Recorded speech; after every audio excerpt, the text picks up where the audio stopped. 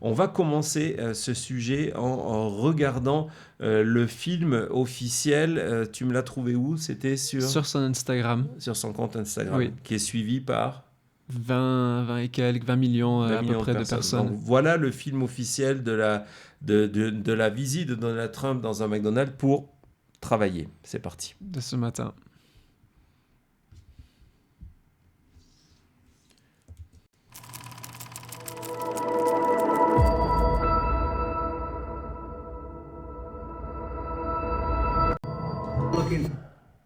Looking for a job, and I've always wanted to work at McDonald's. I never did. I'm running against somebody that said she did, but it turned out to be a totally phony story. So, President Trump! Well, that's a good-looking group. Hello, everybody. Crazy. I'm having a lot of fun here, everybody. Look at all the fake news of it. Donc voilà, donc il arrive en disant qu'il cherche un boulot. Oui. On pensait qu'il voulait le boulot de président. Non, Mais non, il cherche un boulot. Il cherche un boulot. C'est vrai McDo. qu'en étant convicted felon, c'est peut-être un petit peu compliqué C'est vrai. d'avoir du boulot. Je suis même pas certain que d'ailleurs McDonald's puisse l'engager dans la réalité lorsqu'on a été condamné 34 fois. Je ne connais pas les règles, c'est une bonne question. Je pense que c'est pas le cas. Et donc, on lui propose ça. Évidemment, c'est pour dire que Kamala Harris, elle, n'a pas travaillé, contrairement à ce qu'elle dit.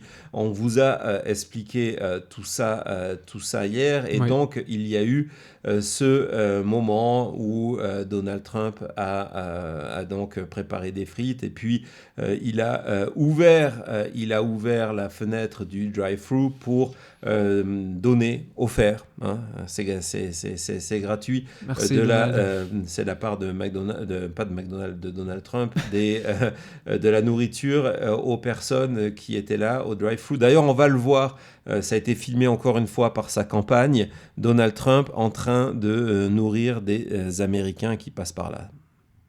A lot of fun here, everybody. Oh my God! Oh my God! Look at all the fake news of it. Hello, everybody. You can fake this, And right? you know this is compliments of Trump, okay? Yes, thank you. Okay. Mr. President, Yes. please don't let the United States become Brazil, my native Brazil. We'll keep it Please, good. please, please. We're going to make it better than ever, okay? Thank you. Thank you. Thank you. It's a pleasure, Mr. Compliments President. of Trump. Yes. Have a good time. Thank you so much. Thank you over there. Oh my God. Have a good time. Thank Nice you. to see you. too. Bye, Nice to darling. see you. Have a good time. Thank you.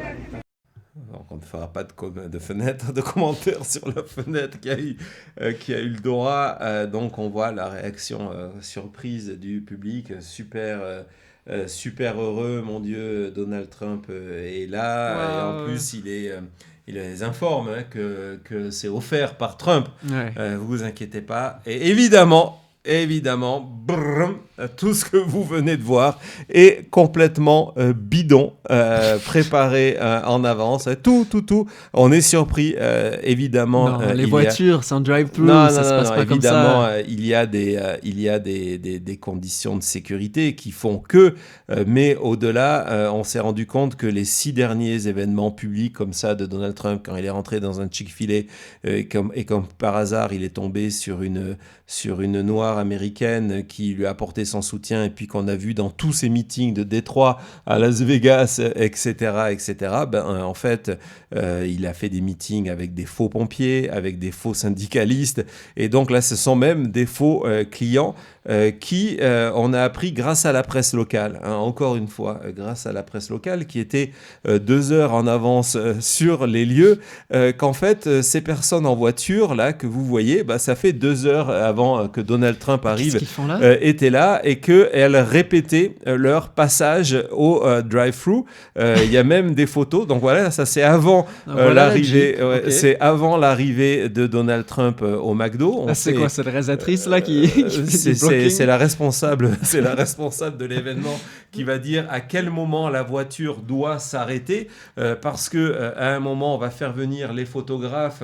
Vous voyez, Ouais. pour les placer avant que Trump arrive. Hein, c'est que le hasard. Donc là, on note bien la Jeep. Exactement. On va un peu plus tard.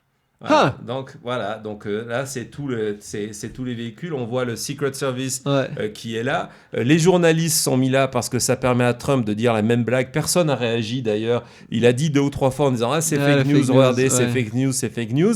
Hein, c'est une manière de montrer que voilà. Il va saluer plein de fois le parking. On va voir à quoi ressemble le parking que Donald Trump salue parce que ce sont les Américains qui sont en train de se précipiter. Je pense qu'on a une photo justement du parking. Ça arrive tout de suite. Je ne sais plus quel titre je t'ai mis. Donc voilà, le parking, en fait, il est complètement bloqué. Il n'y a pas de parking. On voit que c'est tellement un événement spontané que en fond, on a une autre photo où on les voit, ce sont que des supporters de Donald Trump qui sont là. Voilà, on évidemment énormément de police et de sécurité. Évidemment, on voit aussi au moment où il salue une photo qui a été prise en inverse lorsque il va parler à ses clients.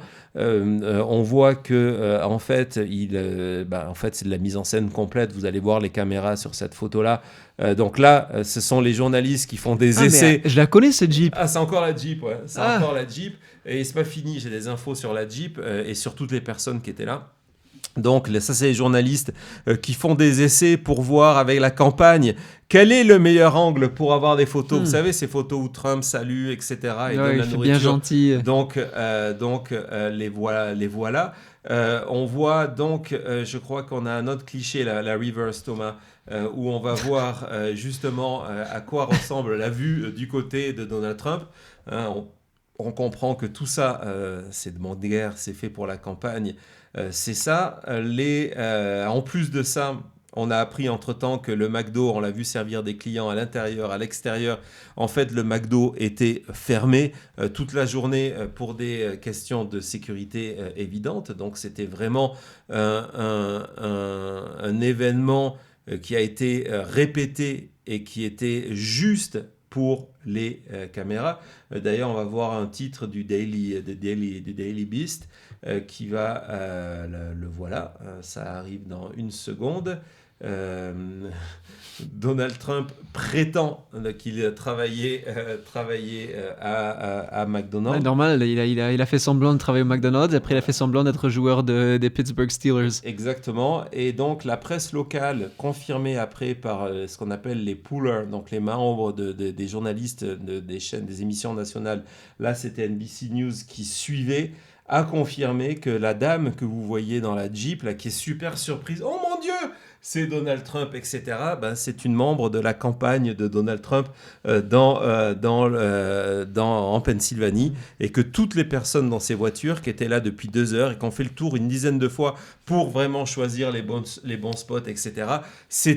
Ce n'étaient pas des clients, c'était des membres de la campagne de Donald Trump. Un peu comme ce town hall à 100% avec des femmes choisies au hasard et tout ça, où en fait tout le monde avait des t-shirts et casquettes MAGA. Exactement. C'est un peu la même idée. On continue cette mise en scène de l'information. Alors peut-être que vu les électeurs visés par Trump, c'est payant.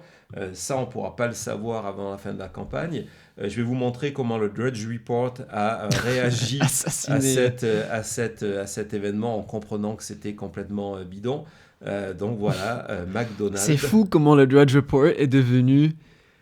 Quand on connaît les origines du Drudge Report... Toujours, il y a des articles extrêmement virulents contre Biden et tout le reste, mais ils sont sévères avec Trump. Ouais. Ils méritent, hein, mais sincèrement, c'est fou de voir en médias de droite autant...